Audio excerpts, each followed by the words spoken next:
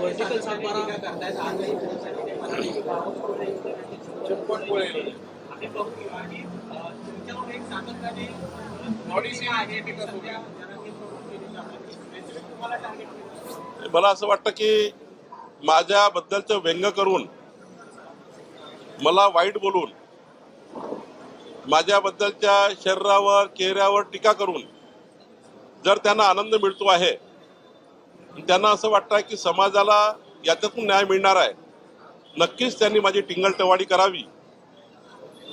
खरं तर मी कधी वाईट वागलो नाही, कधी जातीभेद केला नाही. खरं तर मराठा ओबीसी याही वादात कधी पडलो नाही. पण जाणीवपूर्वक या ठिकाणी मला असं वाटतं की काय गैरसमज झाले मला माहिती नाही, पण या राज्यामध्ये महसूल विभागाचं काम आहे प्रमाणपत्र, जात प्रमाणपत्र देणं. या राज्यामध्ये मागच्या 3 वर्षामध्ये महसूल खात्याने देवेंद्र फडणवीसच्या नेतृत्वामध्ये 22,20,500 कुणबी मराठा कुणबी जात प्रमाणपत्र आम्ही दिले आहे. व्हॅलिडिटी माझ्या कंट्रोलमध्ये नाही आहे. व्हॅलिडिटी डिपार्टमेंट हे अर्धन्यायिक आहे, ते सामाजिक न्यायाकडे येतं.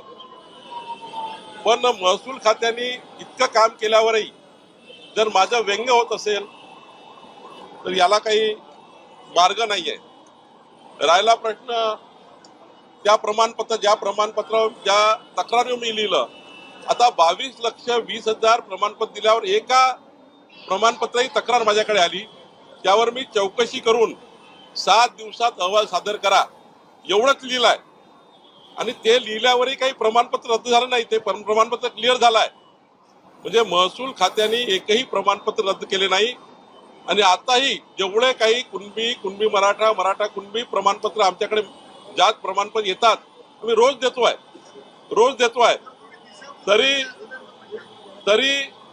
तरी माझ्याबद्दल जर कुणाला व्यंग करून आनंद येत असेल, त्यांनी त्यांचा आनंद उपयोग करावा.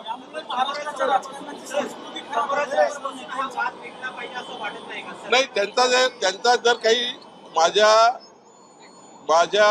वागणुकीतनं किंवा माझ्या बोलण्यातनं, मी तर एवढं सांगतो, जरांगेजीचा जेव्हा मला फोन आला तेव्हा माझा हा प्रयत्न होता की इमानदारीनं काम करायचा.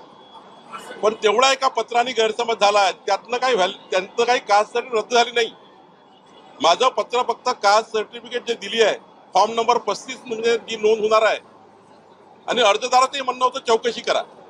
मी त्याला चौकशी मागितली आहे, मी कुठलं रद्द करा असं म्हटलं नाही आहे. पण त्याच्यावर काही माझी चौकशी मागितल्यावरही काही रद्द झालं नाही, ते कास्ट व्हॅलिडिटीने रद्द केलं आहे. त्यामुळं आमच्या महसूल खात्याचं काम आहे प्रमाणपत्र देणे, जात प्रमाणपत्र. व्हॅलिडिटी मात्र सामाजिक न्याय विभागाचं कार्य आहे. त्यामुळं माझ्याकडनं कधी मराठा कुणबी मराठा आणि कुणबी समाज जो आहे यावर जेवढं जास्तीत जास्त आम्ही कास्ट सर्टिफिकेट देता येईल तेवढं काम करतो आहे. आता 22 लाख दिले आहे, पुन्हा जेवढे काही राहिले शिल्लक आहे ते आम्ही देण्याचा प्रयत्न करतोय. ओबीसी संघटना काही आक्रमक झालेल्या आहेत, रस्त्यावरती उतरत आहेत. काहींनी पोलीस तक्रार देखील केलेली, बीड किंवा इकडे बारामतीमध्ये पोलीस तक्रारी देखील झालेल्या आहेत. नाही, मी ओबीसी समाजाला आपल्या माध्यमातून आव्हान करतो, हात जोडून आव्हान करतो सर्व ओबीसी समाजाला, कोणीही रस्त्यावरचे आंदोलन करू नका.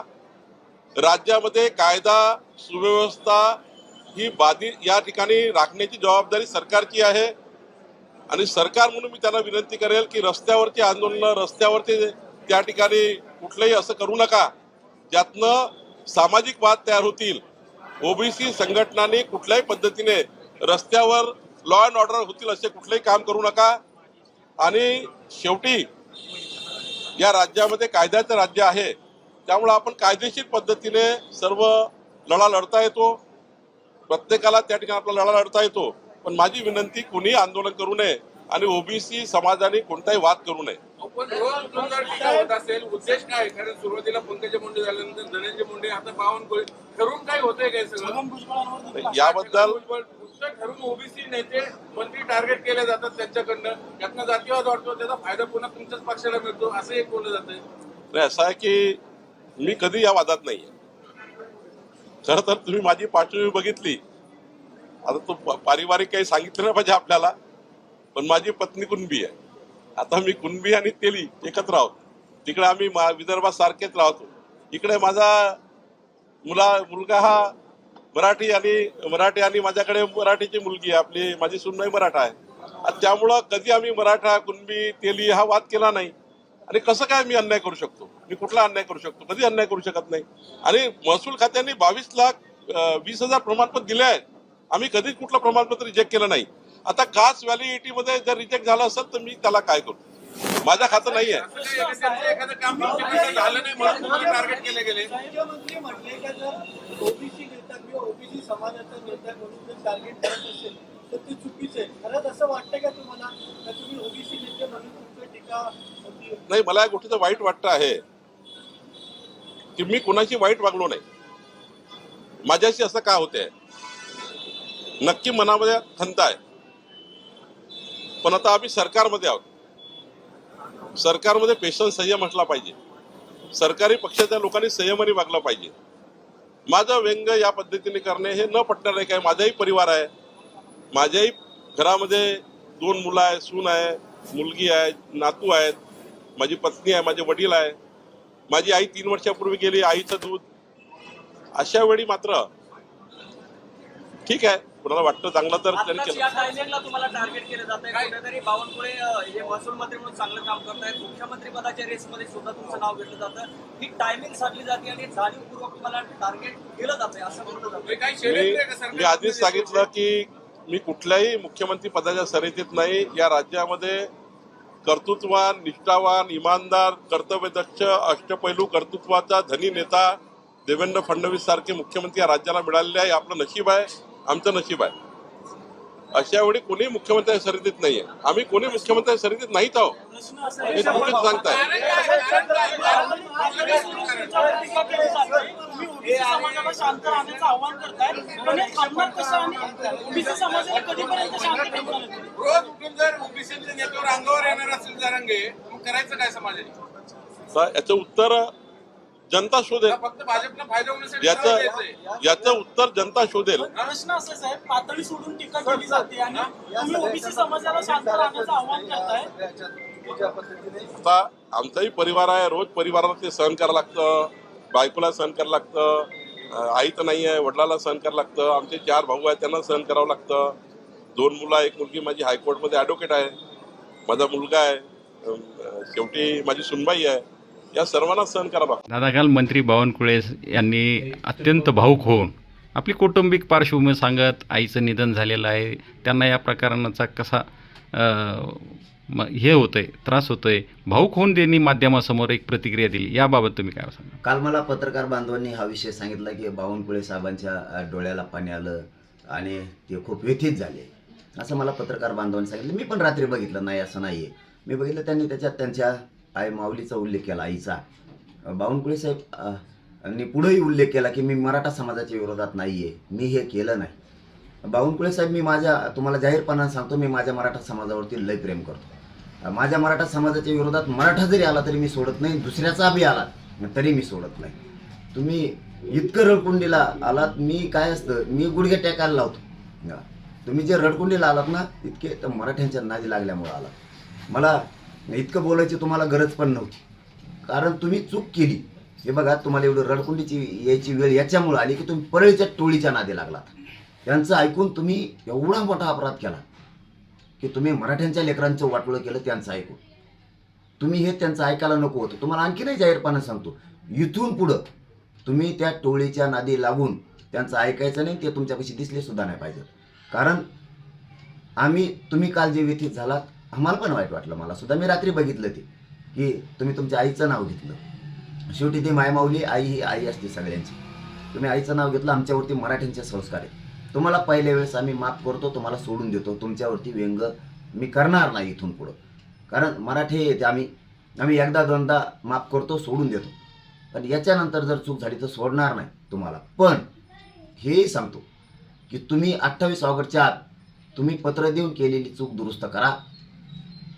4ही प्रमाणपत्र आमचे तुम्ही राजकीय दबावापोटी शिरसाटने तुम्ही रद्द केले. त्यालाही त्याच्याकडेही बघणार आहे, सोडणार नाही. पण तुम्हालाही जाहीरपणानं सांगतो की तुम्ही केलेले प्रमाणपत्र ते रद्द केलेले ते वैध करून पुन्हा द्या. आमचं काहीही म्हणणं नाही, काही हरकत नाही. पण 28 ऑगस्टच्या आत नसता बावनकुळे साहेब पुन्हा मी सोडणार नाही. मला सुद्धा मन आहे, मला सुद्धा भावना आहे. मी मराठ्यांचा आहे, आमचे राज्यातले मराठी,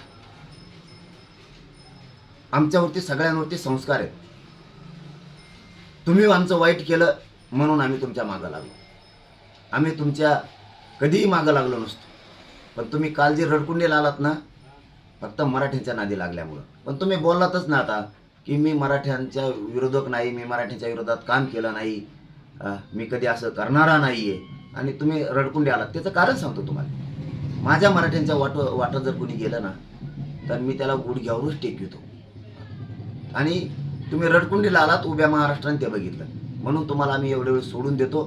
तुम्हाला मी माफ करून टाकतो, काही हरकत नाही आहे. पण इथून पुढं तुम्ही अशी चूक मराठ्यांच्या विरोधात करू नका. मी तुमचं इथून पुढं व्यंग करणार नाही. तुम्हाला आम्ही सोडून दिलं, कारण आम्ही एकदा मराठ्यात म्हण आहे, एकदा दोनदा सोडून द्यायचं, माफ करायचं, तुम्हाला केलं. पण 28 ऑगस्टच्या आज जर तुम्ही केलं नाही तर बावनकुळे साहेब मी तुम्हाला सोडणार नाही. जे तुमच्या आईबद्दलचं तुमचं मत आहे तेच आमचं मत आहे. आम्ही भावनिक लोक आहेत मराठ्यांचे, पण आमच्या लेकराच्या अन्नात विष काढलेल्यावर मी सोडू शकत नाही. हे तुम्ही लक्षात ठेवा. तुमची केलेली चूक तुम्ही 28 ऑगस्टपर्यंत सुधारा. तुम्ही तुमच्या आईमाऊलीचं नाव घेतलं आणि मराठा विरोधी नाही मी असं घेतलं, म्हणून आई माऊली आहे, माऊली आहे ती. त्यामुळं तुम्हाला माझ्याकडून 100% आणि माझ्या मराठा समाजाकडून सुद्धा तुम्हाला आम्ही माफ केलं, सोडून दिलं. तुमचं इथून पुढं व्यंग करणार नाही. पण पुन्हा तेच सांगतो, इथून पुढं चूक मराठ्यांच्या विरोधात तुम्ही करू नका, ही माझी तुम्हाला आग्रह आहे. आणि तुम्ही आता इथून पुढं परळीच्या टोळीच्या नादी लागून कुठाने कसलेच करू नका आणि मराठ्यांच्या विरोधात जाऊ नका. पण 28 ऑगस्टच्या आत तुम्ही केलेली चूक तुम्ही सुधारा आणि ते प्रमाणपत्र सगळे द्या. काही म्हणणं नाही. इथून पुढं आम्ही तुम्हाला सोडून देऊ.